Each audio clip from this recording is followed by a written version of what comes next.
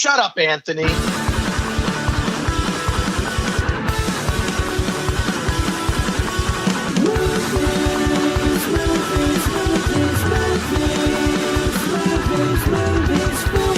Welcome to the show. I am that Chris Gore, joined as always by Anthony Ray Bench on the special episode of the Film Threat Podcast. How's it going, Anthony? It's going fantastic, Chris. How are you today? I'm doing good. This is funny. We're actually in two separate cities. Yeah. Seems like, so wait, where are you right now? I'm just at my place in Pasadena. I am currently in Carson City.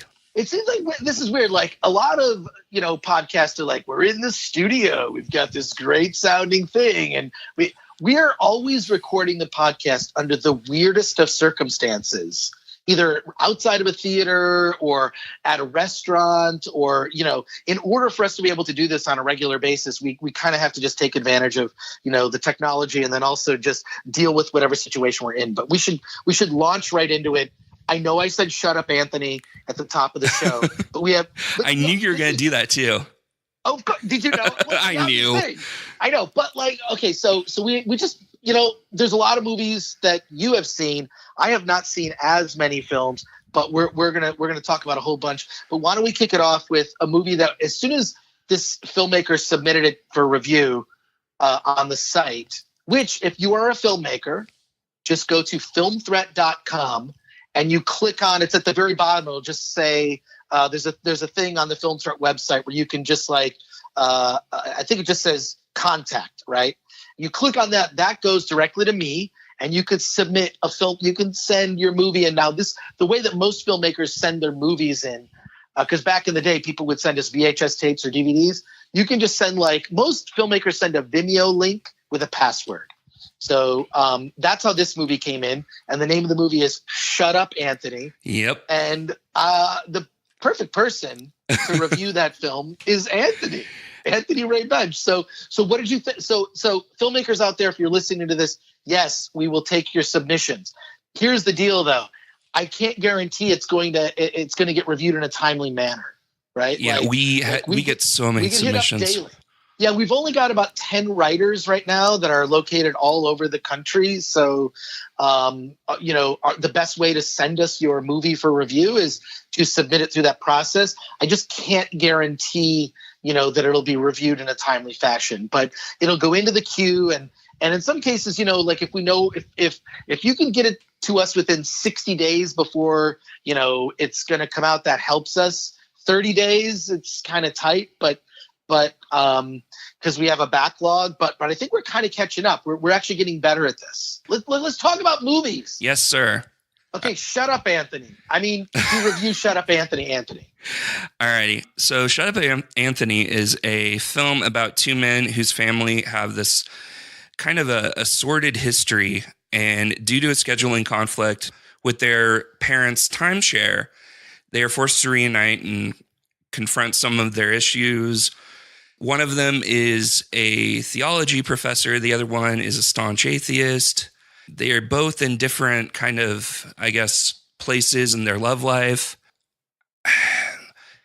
Wait, why are you so hesitant? See, I know what you're going to do. What am I going to do? Because I read your review on filmthreat.com. Uh-huh. If you go to filmthreat.com and click on the review section, you'll see there's a lot of reviews, but your reviews, I read your review and I don't know, here's my opinion on this stuff. And I'm just saying in general, when it comes to indie movies. Yes. Right. And because it is important when filmmakers get reviewed from Film Threat, we're actually part of the Rotten Tomatoes score. Mm-hmm. Right. Which is why I think we're pursued by filmmakers to have their movies reviewed on Film Threat, because a lot of smaller indie movies don't get reviewed by a lot of, larger outlets. So, if they can get a good review on Film Threat, it actually impacts the Rotten Tomatoes score, which overall can help promote the film. But you can't judge. I know you. I read your review. I know it was a tepid review. But here, the deal is, you cannot judge an independent movie with the same criteria that you judge Guardians of the Galaxy Volume 2 or Alien Covenant or a major theatrical release. All of the people that work on those big studio movies, all of those people are professionals at the top of their game.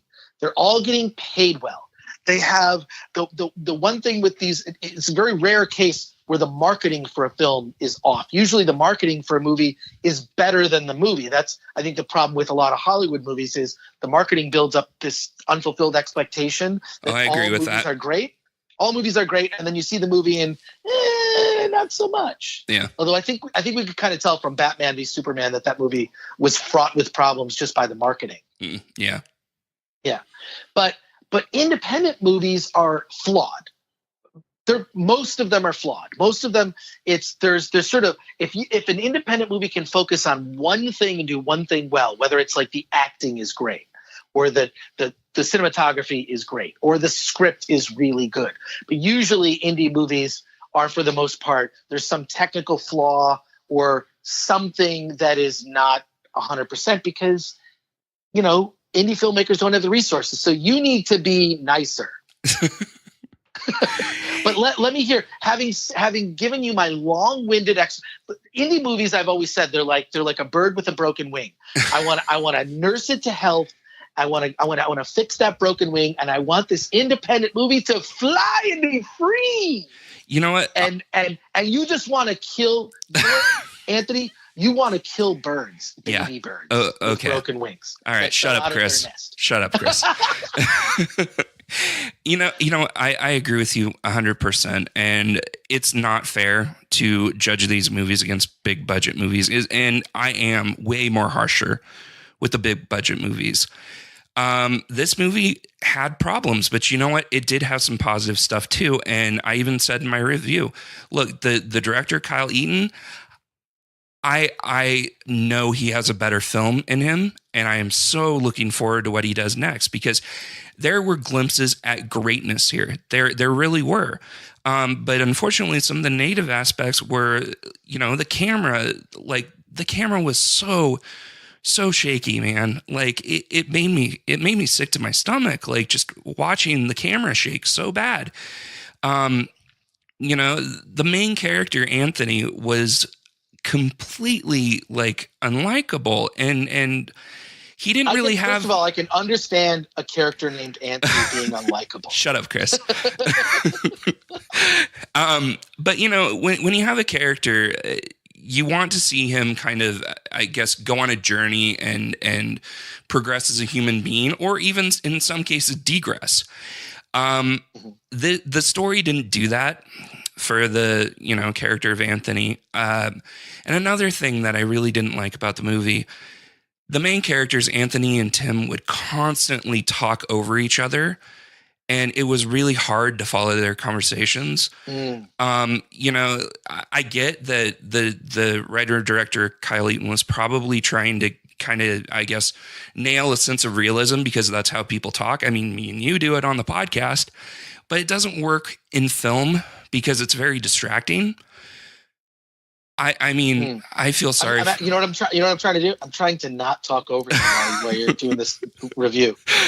I felt sorry for the person, whoever has to subtitle that film. But the positives were that some of the shots, like it takes place in a lake town. Mm-hmm. The shots were gorgeous when, the camera wasn't shaky. Like there was some still shots with the water, and it was just, the lighting was perfect. It was gorgeous. And there was some humor that legitimately made me laugh. And there's an actress in the movie. She plays Anthony's girlfriend. Her name is Katie Michels. Mm-hmm. She was great. She was such how when you watch a movie and you see like an actor or an actress that just is leaps and bounds better than everybody else in the movie?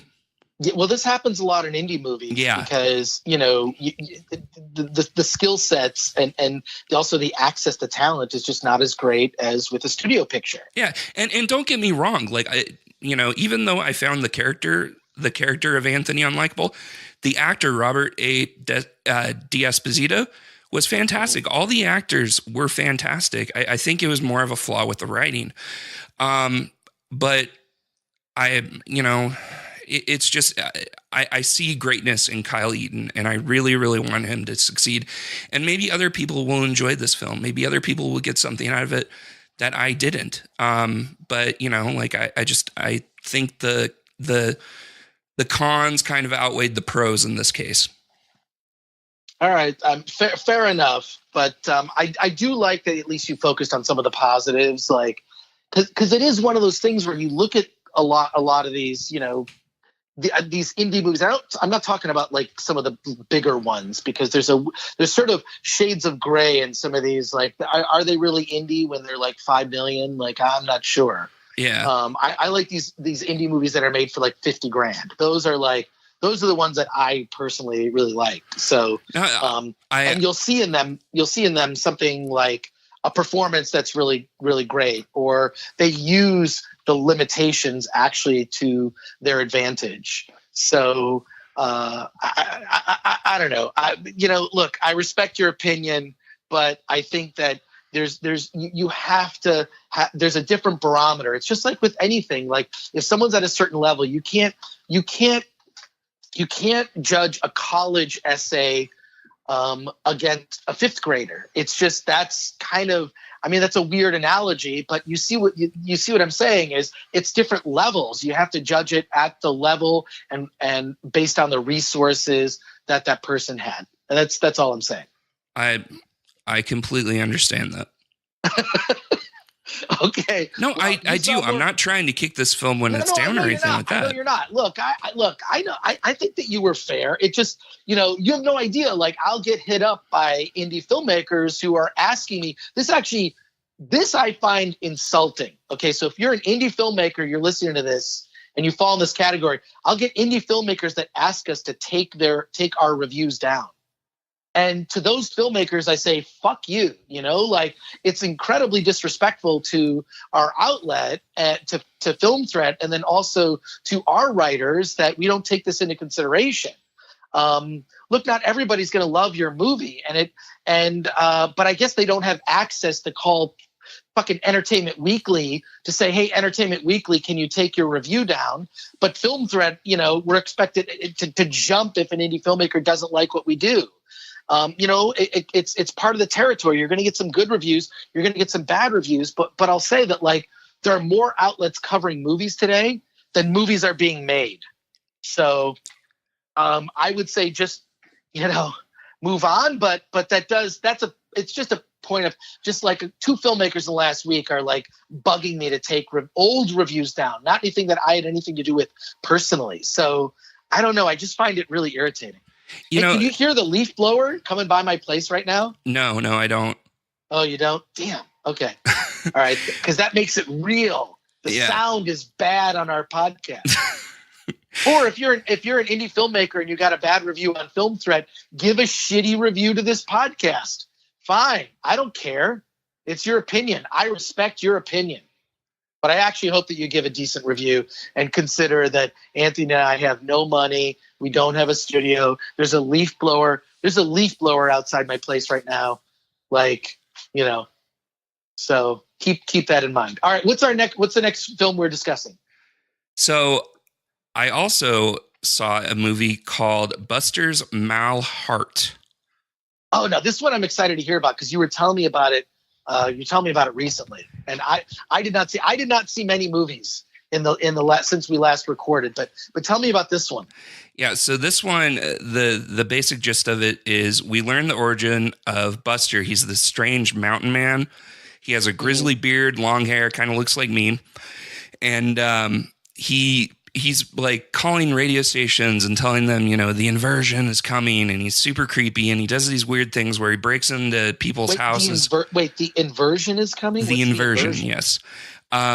It's kind of a spoiler territory, and I don't want to give it away. Oh, okay. Yeah. So the inversion, like a scary thing? Yeah, it's kind of foreboding, okay. Kind of, he calls the radio stations and they kind of laugh, oh, it's the crazy Buster man. But he does these weird things where he breaks into the houses of millionaires who are, these are their vacation houses. He breaks into their houses. He'll take all the pictures on the wall and like turn them upside down. He'll like steal, some clothes. He won't vandalize anything. Can I just say, I used to do that in high school. Really? In high school, what we would do is, as a practical joke to my friends in high school, we would like get to their house before they got to their house, so they'd leave to run an errand or get a pizza or something. And we would take everything in that person's house and turn it upside down. So if there were books on the shelf, they'd be upside down, pictures upside down, all the furniture upside down. So they'd walk in the room and it'd be like, what the fuck did you guys do? So, and I did that once at the film department when I was at Wayne State University, and there was a warrant out for my arrest. Wow. Because they thought that I had vandalized when we didn't break anything. We didn't do anything. All we did was turn everything upside down. Yeah. Well, so, he's not completely innocent. He also does like weird kind of random things. Like he takes a dump in somebody's crock pot. But he's not, smearing shit on the walls. It's not destructive. Yeah. Okay. It's kind of quirky. But anyways, the film kind of starts out introducing Buster as this mountain man who's on the run from the law. Like they finally caught him. And then it flashes back to, his real name is Jonah. And he's this guy that works at a hotel and he's just, raising his family. He has a wife played by Caitlin Scheil from You're Next. She's fantastic in this movie, by the way. It's really interesting because you kind of see the path that he takes to become Buster the Crazy Mountain Man. That would be a fascinating movie in itself, but it also has these really huge mind fucks. Like I was telling my friend earlier, it reminded me of the first time I saw Donnie Darko before Richard Kelly kind of ruined it and over-explained everything. It's right. One of those movies. I liked it. I liked not knowing things. I think when you over-explain things, like, God, who is it? Our friend Charlie de Lauzirika. Uh-huh. He said, I don't need to know how Han Solo got his vest. Yeah. I think when you over-explain something that, and also as if anyone cared, I think that's the least interesting thing about Han Solo. But I do think that when you over-explain stuff that's weird, like, I'm rewatching all the old Twin Peaks episodes in anticipation of the new Twin Peaks debuting later on in May. Like, as am I. Yeah, exactly. We're both watching it. Like, I think that ruins something. I think that, like, there's something about it's kind of like maybe that's why the prequels really didn't work, is that the Star Wars prequels. How does this come back to Star Wars? We're talking about an indie movie starring that Mr. Robot guy. Yeah. And you should explain that did you mention that? Like, I think I failed to. Rami Malek. Because when you look at it, it's like, oh, it's the Mr. Robot guy in a weird movie. It makes sense. But like, I think that's also why the Star Wars prequels failed, is because you took this thing that we had thought about for more than 20 years. Mm-hmm. Yeah, just thought about what is the Clone Wars? Why did Anakin and Obi-Wan get in this horrible fight that led them to led to Darth Vader being this sort of, shell of a man, like what led to all of that. And I think our imagination is so much better than what George Lucas ended up delivering, that it was just, he kind of failed he couldn't have succeeded no matter how good they were. So even if Jar Jar wasn't in it. Anyways, I'm sorry. I'm just saying, I agree. I am diverting because here's what I'm doing. I'm trying to talk more because I have seen no movies this week. I've seen maybe one movie we can discuss, but so I'm trying to actually add something to the conversation, but all I'm doing is I'm derailing the conversation. I feel like you know what you should tell me. Shut up, Chris. I'm sorry. Go on. Whatever. If I feel like I have something to add, I'll add, but No, I understand where you're coming from. I wouldn't compare this to the Star Wars prequels, because I think there was kind of an honest desire to know what was going on. I think this is more of kind of like a 2001: A Space Odyssey, where you see something and it doesn't make sense, and you kind of formulate like your own ideas of what you saw, and that for me was Donnie Darko. And then, right. Richard Kelly would come out in interviews and just explain, well, this is what I meant by this. And it's like, no, man, leave it vague. Like, right. You're ruining it. But this is like the shots were so beautiful.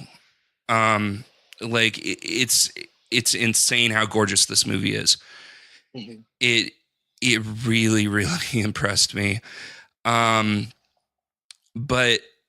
it's this dark, funny, mind-blowing movie that I cannot recommend enough. There's spoilers that I don't want to get into it too much, but yeah, like definitely see Buster's Malheart. It's amazing.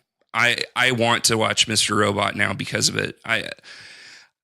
That's one of those shows that everybody told me I need to check out. Like now it's on the top of my list because Rami Malek was so freaking incredible in it. Like his acting was just seeing him play a normal man and then watching that normal man become the crazy mountain man was really just like a clinic in acting. Like it was great. Oh, wow.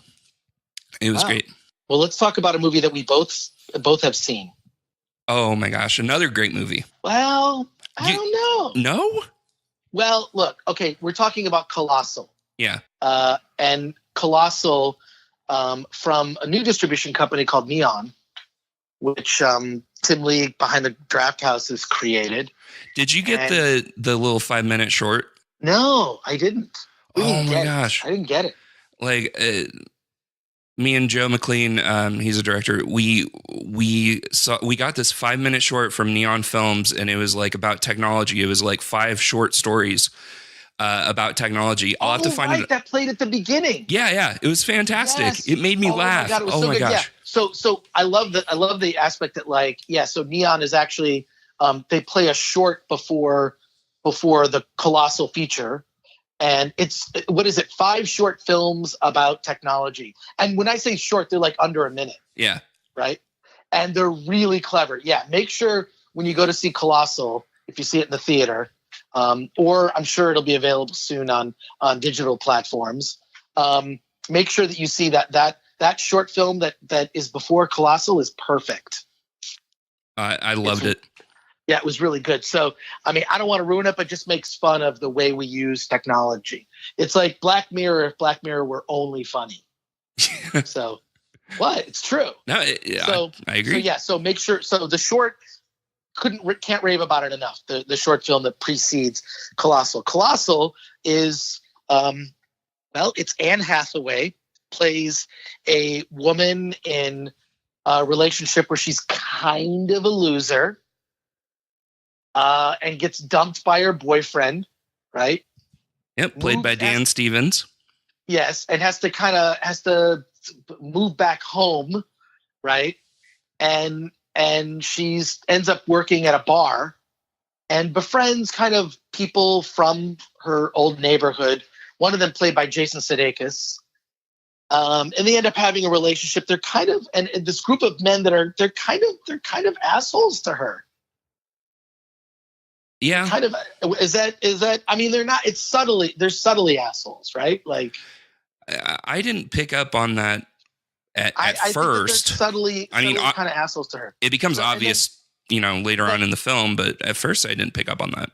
But then what happens is there's this monster that's in Soul? Yeah. Right? Yeah. That keeps emerging, emerges and does weird things. Not like it's like knocking down buildings and doing what normal monsters do. And first of all, I grew up with giant monster movies, so I love it.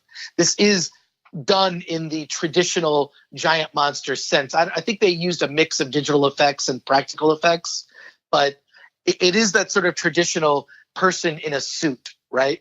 Yeah. A giant monster. So even though I do believe it was enhanced by digital effects, but it has that sort of old school monster movie vibe. Mm-hmm. What Anne Hathaway's character discovers is that she I don't want to say she controls the monster, but the monster is mimicking her movements. Almost like the monster is this kind of manifestation of her feelings in the world. Does that make sense? Yeah. I think you summed it up perfectly. Yeah. So now what are your thoughts on it until we talk about the part where it started to go wrong for me? I, I'm really interested in where it went wrong for you, because I think this movie was one of my favorite movies of the year so far. I mean, it Oh blew me wow. away. It literally blew me away. Like I Oh thought wow. it told such a great story about a woman gaining her independence and kind of learning to stand up for herself and you know fight for herself and also grow as a person. And Right. I that's a think when you put it that way, now when you put it that way, I like it more. and then you throw in the monster aspect and kind of the supernatural, and I was sold. I went in knowing nothing about the movie aside from it that it had Anne Hathaway and it had something to do with the monster. Like, I didn't know that Right. Jason Sudeikis was in it. I didn't know anything else about the movie. I went in blind. I came out like my mind was blown. And I'm really trying hard not to go into spoilers, because this is a movie that honestly you can discuss and go in depth about the themes of abuse and substance dependency. But I don't want to do that. I Oh, just right. want Because to she's kind of an alcoholic. a little bit of a Right. lush, yeah.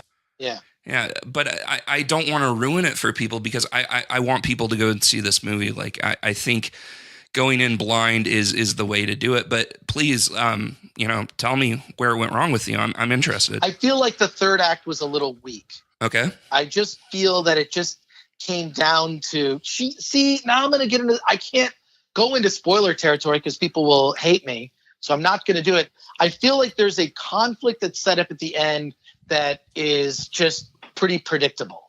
And I felt that it just made it weak. I felt like there should have been some larger knowledge gained or larger understanding of the world rather than coming down to this traditional type of conflict. Does that make sense? Am I being too tough?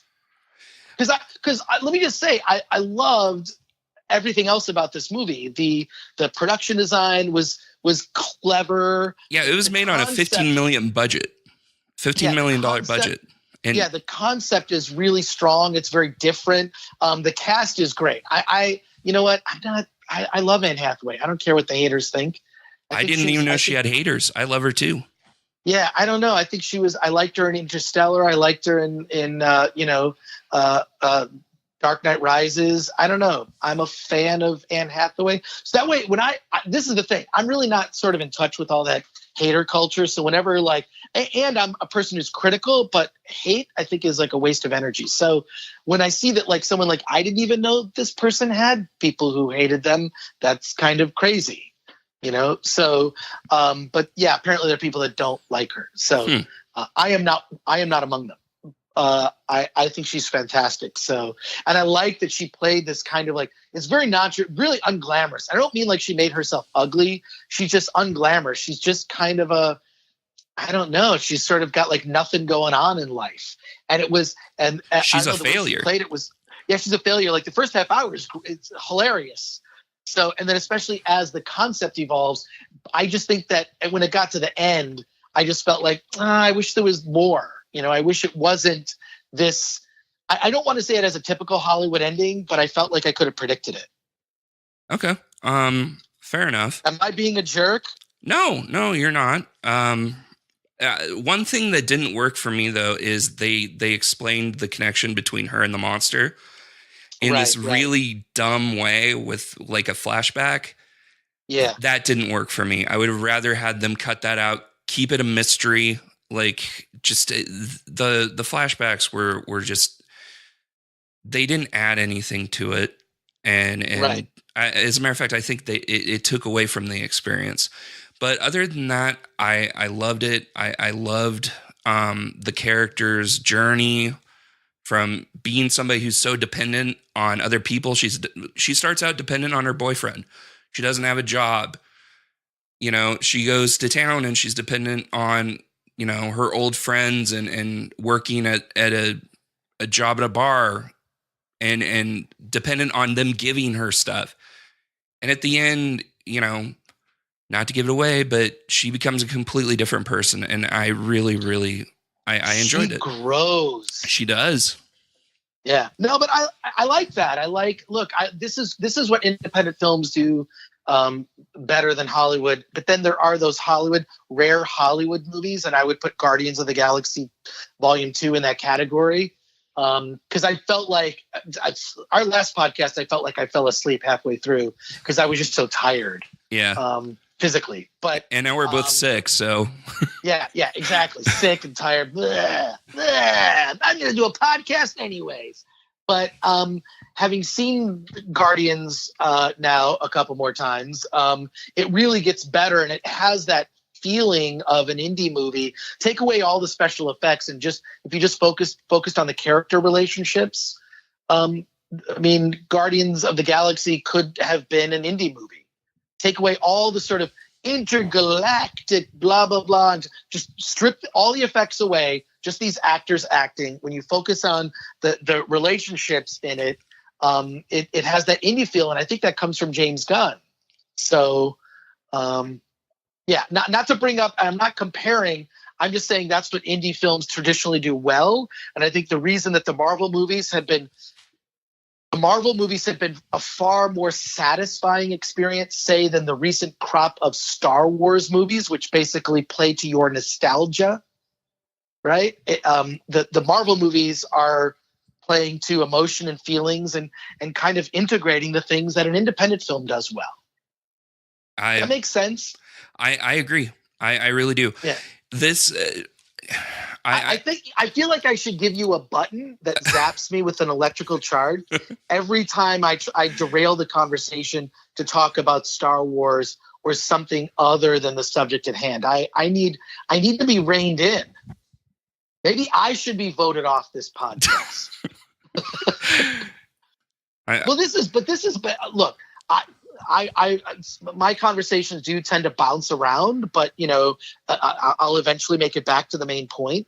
So, but yeah, Colossal. Okay, now that I'm kind of seeing it through your lens, I understand. I just felt that the ending was a little predictable for me, and I wish it had. It could have ended on a more solemn note. Well, okay, and that would have been fine with me. All right, I understand where you're coming from, but for me, the ending is a bit predictable. I will give it that, but it's a predictable ending that I wanted. Like, I was rooting for her. Right. So maybe that's the difference between you and I. Like, you were... I was satisfied with the predictable ending in this instance. It's not the only difference. But I'm glad we got to see that movie. I mean, I was looking forward to it for so long. Like I thought, here's what I want to see when I go to a movie. I want to see something I haven't seen before. Yeah. Right? This is the most unique monster movie I guess I've seen ever. Yeah.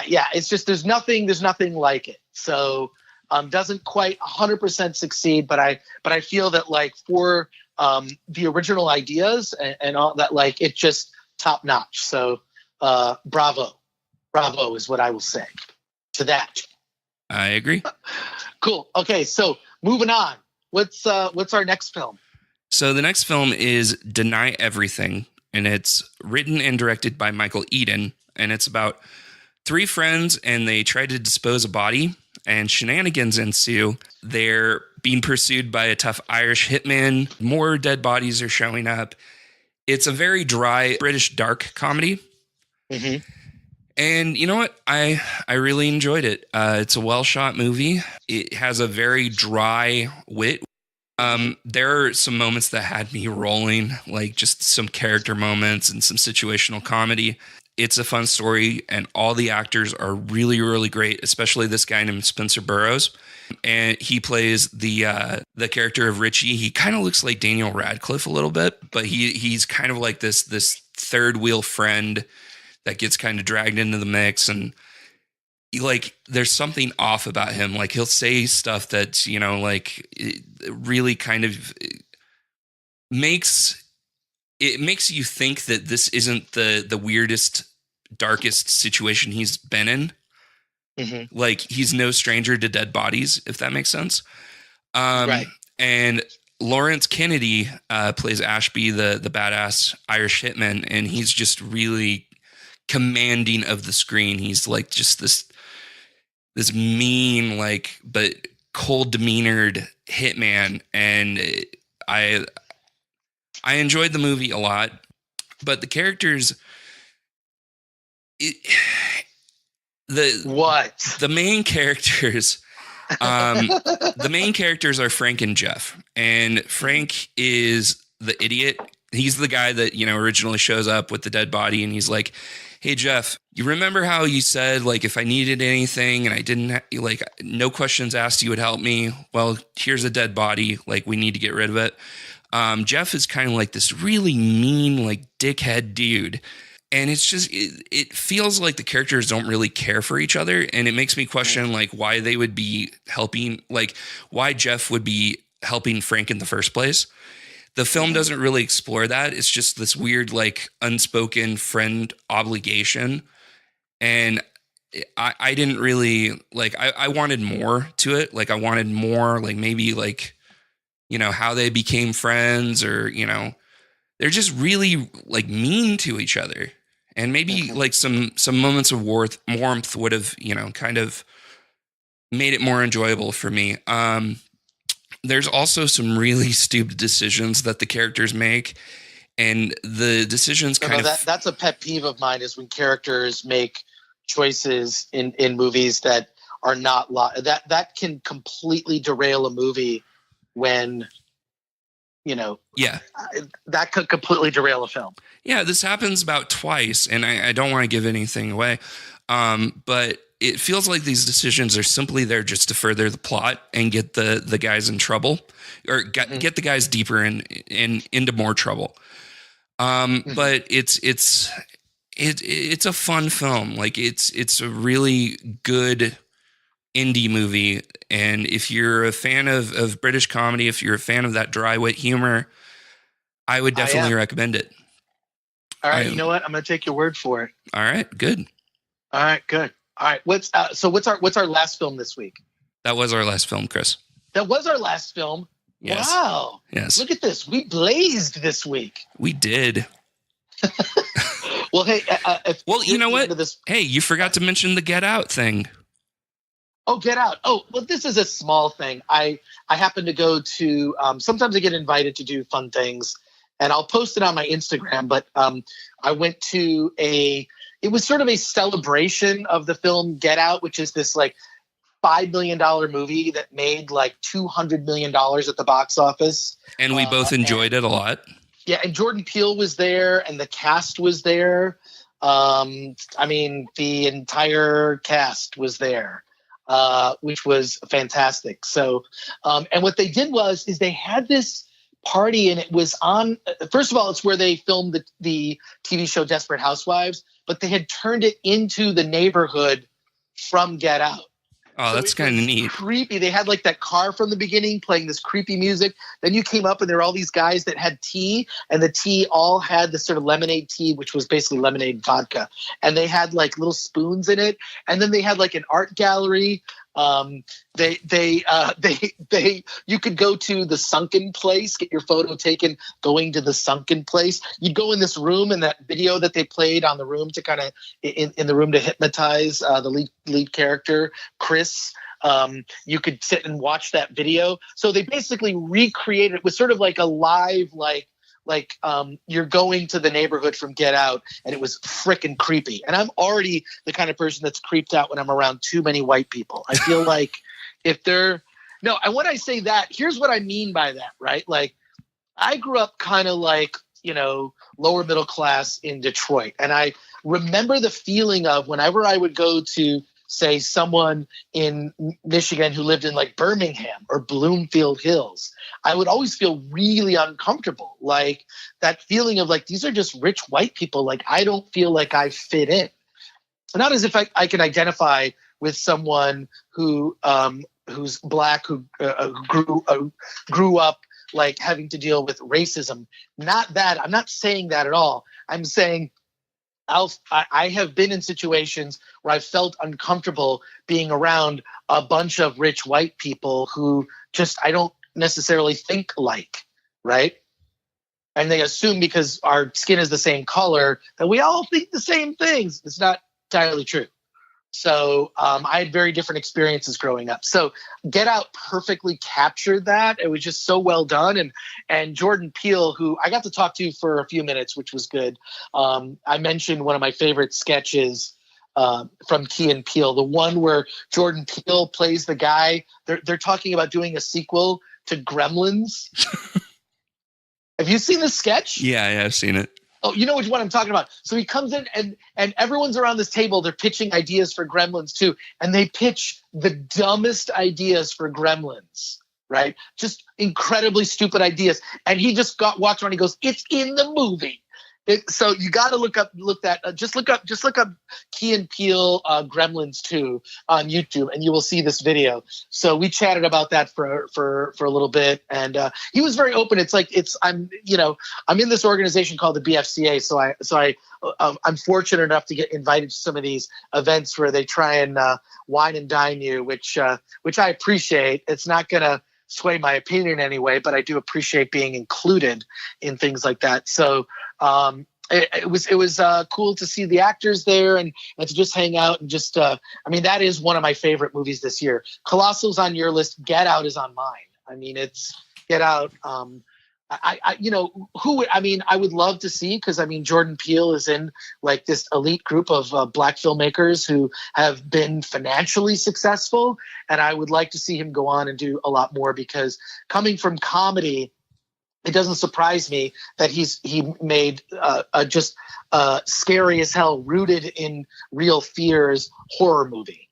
So yeah, despite the fact that I'm apparently the one that knocked it off of a perfect score on Rotten Tomato. Oh, shut up! Would you give it like a 9 out of 10? An 8 out of 10. I really whatever. Yeah. It's not. I respect that. I'll battle you when it comes to something else. I think it's hard to argue that something's a perfect movie. You really want to save that for stuff that's just mind blowing. But you never know too. I think that I look on the rating as like a first impression, right? Because there are movies that like, not to go back to Star Wars. Star Wars was trashed when it first came out. Like Pauline Kael, prominent film critic at the time in 1977, hated Star Wars. And there were a lot of films that I could point to that got mediocre or mixed reviews when they first came out that are now hailed as masterpieces. They've stood the test of time. Mm-hmm. And that is something. And I like to think, or I hope that something like Get Out will stand the test of time. But even more than that, I hope that Jordan Peele ends up becoming ends up getting the power to actually make more films, right? I think he's got some deal now with Universal, so that's good.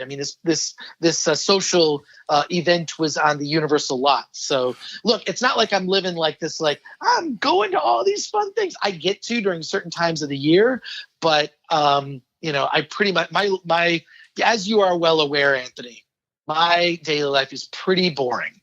Sitting around. Most of what I've been doing this week is catching up on TV shows like Twin Peaks, and I just started the new Fargo. I know this is not movies. It's not movies, or I would, we would talk about them. These are television, and Billions also. So these are in rotation on my, and Veep and Silicon Valley, and Last Week Tonight with John Oliver. So yes, I watch television as much. I do a lot of things sitting down. This is clear. Many of the things I do involve sitting down. So that's why I have a standing desk. Fair enough. All right, cool. Hey, thanks for listening to the Film Threat Podcast. Download, subscribe to the Film Threat Podcast. We're moving now to Fridays. The Film Threat Podcast is going to come out Fridays. We've been coming out on Thursdays. We feel we can do a better job if we come out on Fridays. If you send us a self-addressed stamped envelope to Film Threat 5042 Wilshire, that's Wilshire Boulevard, PMB 1500, Los Angeles, California 90036. I will return that self-addressed stamped envelope with some Film Threat stickers and maybe something else valuable if it's sitting around on my desk. I'll just throw it in the envelope. So do that. And a couple of you have already done that, which is great because that means you're actually listening to the show. Yeah, thank you. Awesome. Thank and you. Follow Film Threat on Instagram, Twitter, all that stuff. Please read filmthreat.com every day. New stories going up every day. Anthony, where can we find you on social media and that crap? I'm on Twitter at This Game Cheats. Awesome. And I think we can end the podcast by saying, let's get out of here. Let's get out of here. Let's get out of here.